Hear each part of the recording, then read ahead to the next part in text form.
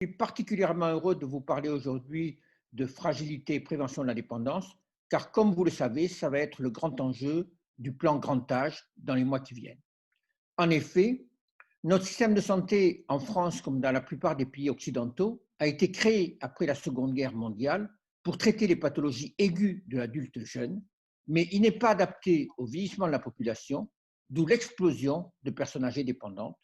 Il y en a à peu près 1,5 million en France et on pense que la moitié de ces cas pourraient être prévenus. Ça va être le sujet de ma communication. Pour l'Organisation mondiale de la santé, vieillir en santé, ce n'est pas ne pas avoir de maladie, mais c'est garder ses fonctions pour continuer à faire ce qui est important pour chacun d'entre nous. Et il est très important de savoir qu'il y a trois catégories de seniors. Les seniors qui sont robustes, c'est-à-dire la majorité des seniors, de 50 à 60%. Les seniors qui sont fragiles ou préfragiles, 30 à 35%. Ce sont des personnes qui ont une perte de poids involontaire, une fatigabilité, une faiblesse musculaire, une vitesse de marche lente ou une grande sédentarité. Quand on a trois de ces critères, on peut considérer qu'on est fragile. Quand on a au moins un de ces critères, on est préfragile. Et puis, vous avez les personnes dépendantes, entre 5 et 10% de la population des seniors. Ce sont ceux qui vivent en maison de retraite ou ceux qui sont à domicile, mais font l'objet d'une dépendance. On est dépendant quand on n'est plus capable de faire les activités de base de la vie quotidienne, faire sa toilette, s'habiller, s'alimenter, etc. Donc, l'enjeu va être d'éviter aux robustes de devenir fragiles et d'éviter aux fragiles de devenir dépendants. Et c'est très important car si on attend le stade de la dépendance, ce stade est irréversible. Et c'est malheureusement ce qu'on a fait longtemps en France, comme dans les pays occidentaux, où on a entendu que les sujets soient dépendants pour mettre en place des aides à la dépendance. Donc vous le voyez ici, accompagner dans tout le parcours le senior pour le laisser robuste le plus longtemps possible, ou sinon fragile, mais éviter ce stade de la dépendance. C'est d'autant plus important que, vous voyez ici, quand une personne robuste va avoir, par exemple, une infection virale ou une infection urinaire, elle va perdre un peu de son autonomie, mais elle va vite la récupérer.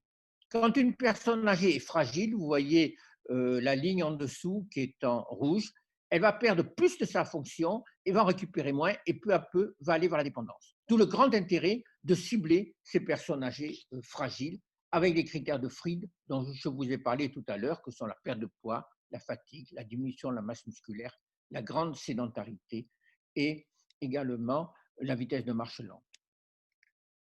Alors, qu'est-ce qui se passe dans le cadre du vieillissement? On commence à perdre nos réserves dès les premiers stades du vieillissement, entre 50 et 70 ans, puis après on a un déclin qui est de plus en plus rapide et qui peut aboutir vers la dépendance. Le but, ça va être de maintenir au maximum ces fonctions pour éviter ainsi cette perte de fonction et garder les fonctions le plus haut possible, de sorte qu'on arrive dans le grand âge, autour de 80 ans, avec encore des réserves, plutôt qu'à un stade déjà de perte de capacité.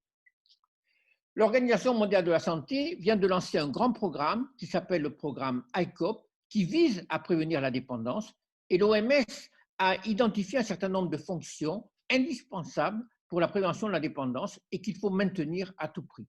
Il s'agit de la locomotion, de la mémoire, de la vitalité, c'est-à-dire l'état nutritionnel, nos réserves nutritionnelles, de la vue, de l'audition et du bien-être psychique.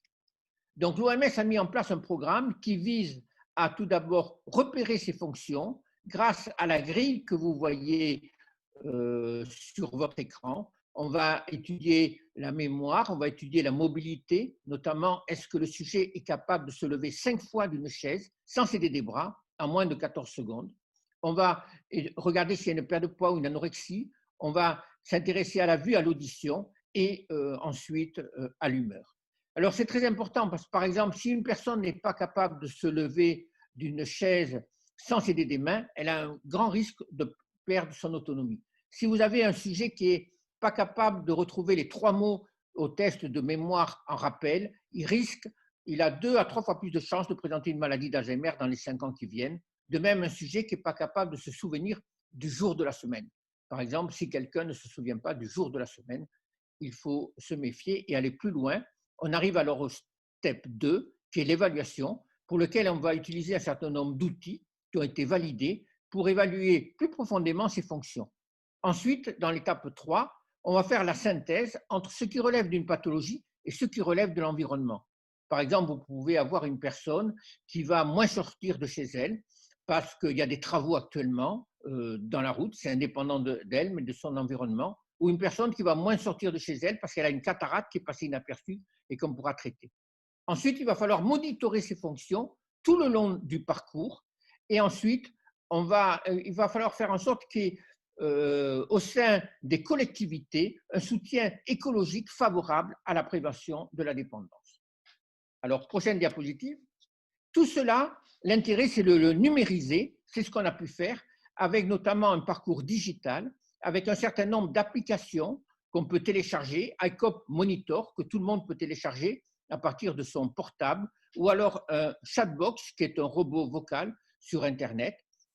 Donc, si l'évaluation est normale, à ce moment-là, on la refait tous les 4 mois. Si elle est anormale, on fait les différents steps, évaluations complémentaires dont je vous ai parlé. Mais l'intérêt de la médecine digitale va nous permettre de monitorer ces fonctions. Et dès qu'on voit qu'une personne rentre dans la fragilité, on recevra une alerte et on va pouvoir agir le plus tôt possible, car c'est important. Pour prévenir la dépendance, il faut agir dès qu'il y a une perte de fonction. Toutes ces données vont dans une base de données sécurisée et qui est à la disposition donc, des professionnels de santé qui sont dans le cadre de ces programmes. Alors, un élément important de la fragilité, c'est la sarcopénie. La sarcopénie, c'est la fonte de la masse musculaire qu'on observe avec l'avance en âge et qui va devenir d'autant plus important que le sujet devient fragile ou qu'il va présenter des pathologies ou qu'il ne va plus utiliser ses fonctions. Notamment, on sait que quand une personne reste alitée, elle va avoir une sarcopénie qui va être plus importante qu'une personne qui continue à marcher. Vous voyez ici une coupe qui a été réalisée au niveau de l'IRM chez une femme de 70 ans qui est robuste, et vous voyez en bleu toute la masse musculaire, alors qu'à côté, vous voyez une femme de 85 ans qui est beaucoup plus fragile. On observe qu'il y a bien moins de muscles et qu'il y a une infiltration de tissu adipeux dans le muscle, c'est ce que vous voyez en vert. Donc, il est très important d'agir tôt, d'éviter à cette personne de 70 ans d'être à 85 ans avec cette sarcopénie, et c'est le rôle de l'évaluation des fonctions dont je vous ai parlé. Et on sait qu'on a des interventions qui sont maintenant importantes, et notamment dans ces interventions, vous avez la nutrition avec des apports suffisamment riches en calories et en protéines, et l'exercice physique avec l'exercice physique aérobique, mais aussi l'exercice physique de musculation, qui est important pour pouvoir refabriquer du muscle. Et on sait qu'on peut générer notamment des cellules progénitores qui peuvent agir à ce moment-là pour refabriquer du muscle, et cela à tous les âges de la vie, et même chez les personnes âgées fragiles. Donc, vous voyez qu'on a une possibilité maintenant de prévenir la baisse de fonction et dès qu'apparaît une baisse de fonction, de pouvoir agir. On l'a vu avec cet exemple du muscle et de la sarcopénie. On a des travaux maintenant qui démontrent bien les efficacités possibles. Donc, en conclusion, je voudrais dire qu'il faut adapter notre système de santé au vieillissement de la population. Il faut que l'on puisse notamment développer ce programme ICOP. Le programme ICOP de l'OMS a pour objectif de diminuer de 15 millions le nombre de personnes dépendantes d'ici 2025, ce qui voudrait dire 150 000 personnes à peu près pour la France, si on considère que la France représente à peu près la moitié, le centième de la population mondiale. Donc c'est un enjeu essentiel, ne pas s'intéresser simplement aux pathologies d'organes, mais s'intéresser aux fonctions, repérer les personnes âgées fragiles pour leur éviter de devenir dépendantes et les remettre dans une trajectoire de vieillissement réussie. Et on y arrivera d'autant plus qu'on agit dès les premiers stades, c'est-à-dire même chez la personne robuste, pour la maintenir robuste le plus longtemps possible. Je vous remercie.